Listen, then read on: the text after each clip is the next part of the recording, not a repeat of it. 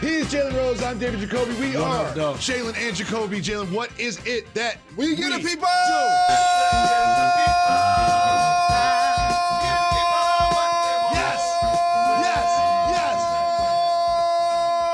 What they want. The NBA regular season is officially over, and there is way too much for us to discuss. But we're going to try to get to all the major things that we learned from this regular season and yesterday. And in particular, one thing that was decided is the Brooklyn Nets are going to be the number 7 seed in the Eastern Conference, meaning they will host a play-in game versus the Cavs.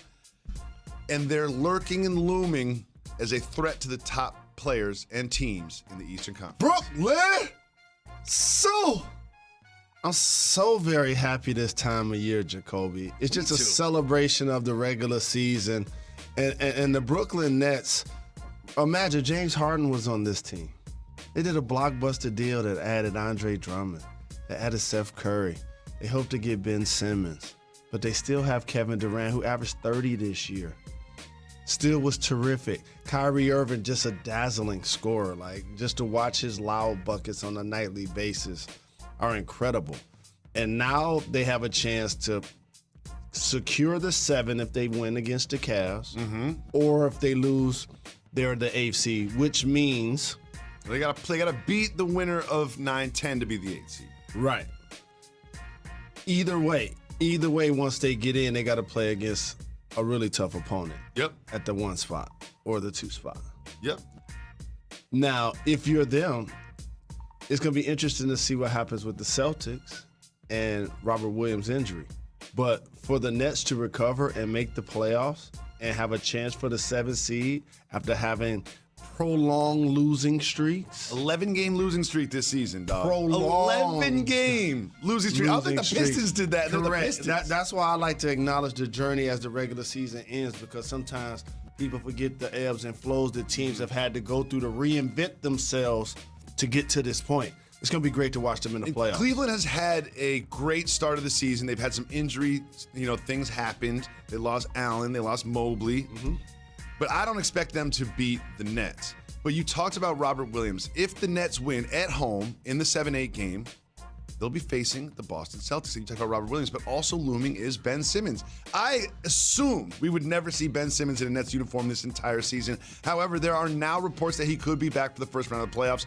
We're not, doctors, we're not chiropractors, but what do you think about these reports? I think it's a long shot. And I'm going to stick to my conviction here by acknowledging that he hasn't played since last June. Okay. And he's on a new team. He has a legitimate back injury that he's taking a shot into that epidural, back. like my wife giving birth. That's a real thing. And so for me to now see that player who had some psychological challenges that he talked about in Philadelphia, he already is a player that struggles to attempt shots outside of the paint as well as to shoot free throws, to now thrust him into a playoff situation. I think that's asking a lot. I would love to see him play. I hope to see him play. It's best for the game if he plays. But if I'm a betting person, man, that's a tough uphill climb for me to put my chips in the middle of the table. And follow this roadmap. If the Nets beat the Cavs, which I expect they will in Barclays, that means they'll be the 7th seed, which means they will be facing off against the 2 seed. And the 2 seed got interesting yesterday. Every team played yesterday, and the Bucks, all they had to do was win. All they had to do was win against the Cavs to be the 2 seed, but they didn't really play. They didn't play to win.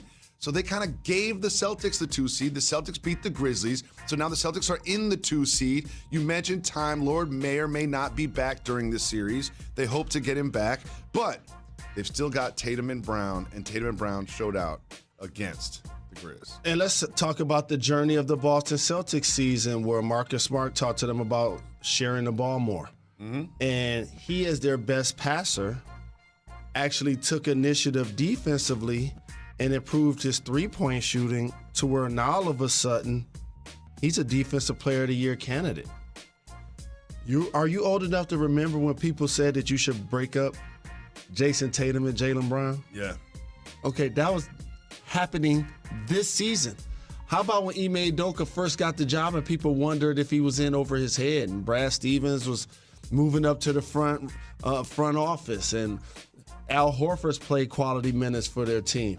And so for the Boston Celtics to be the best defensive team in the league basically since the 1st of January, to them have the number 2 seed is truly phenomenal in the Eastern Conference. I want to make sure I give them a lot of props for reinventing themselves defensively as a unit, as a starting unit, making a couple of trades to try to make moves. Like, I really appreciate what they did this year. And when we start talking about coaches of the year, I know Ime Udoka's not going to win it because Monty Williams and so many Taylor Jenkins is there and Spo's there. But, man, he definitely deserves consideration. He's done a heck of a job with this team. I was a little curious about the Bucks not trying to get the 2 seed, but they're very comfortable with their matchup in the first round. But one team in the East that we don't discuss that much because they're almost too good, like the Suns in the West, the Miami Heat. We don't talk about them that much because we're always talking about 2 through 4. 2 through 4. Guess what? They didn't win yesterday. But something really interesting happened for the Heat yesterday. I like to go deep in the box score. And late night, like on Christmas Eve, when everybody was asleep throughout the house, there was a couple of 40 pieces happening throughout the league. I saw my namesake Jalen Green even put one up. He'd been balling late in the year. But Victor Oladipo for the Miami Heat scored over 40 for the first 40 points for the first time in years. Okay, now that's a big news for a team that has Eric Spoelstra now developing another asset. Yep, they just found on the couch cushions. They just found on the couch cushions a 40-point scorer.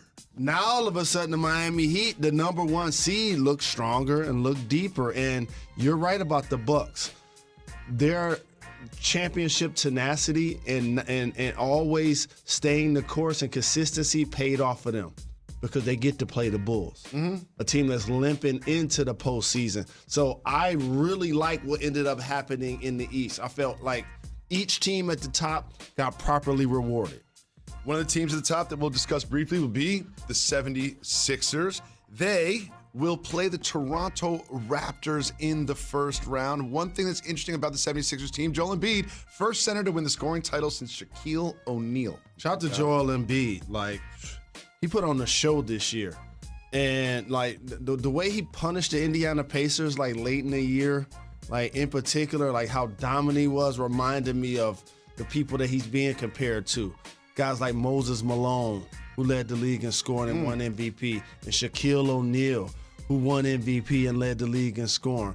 And I appreciated watching the growth in his game of not being a volume three-point shooter, but an effective three-point shooter, but still dominating and getting to the free throw line. But unlike the first 3 teams that I mentioned in the East, things didn't fall their way. No. At all. And let me tell you why. Number 1, the Raptors already give them problems. Let me remind all of you casuals. I know Joel Embiid may win MVP, and I might even vote for him. I still haven't voted yet. And James Harden has had his moments. But let me take y'all deeper in the box score for a second.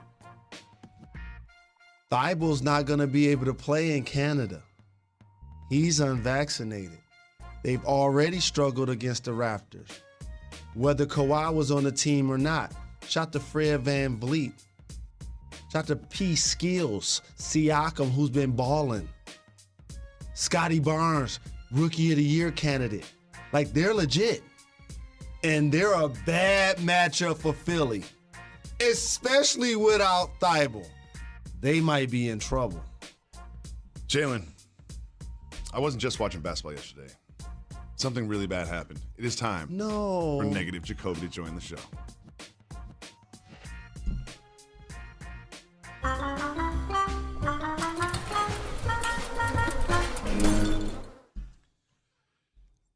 So I don't know too much about golf, right? I don't follow golf as closely as I follow the NBA, but I do like to bet. So I said to myself, let me just see what I can bet before this round starts on Sunday. And I saw there was a bet that the winning score would be -11 or better.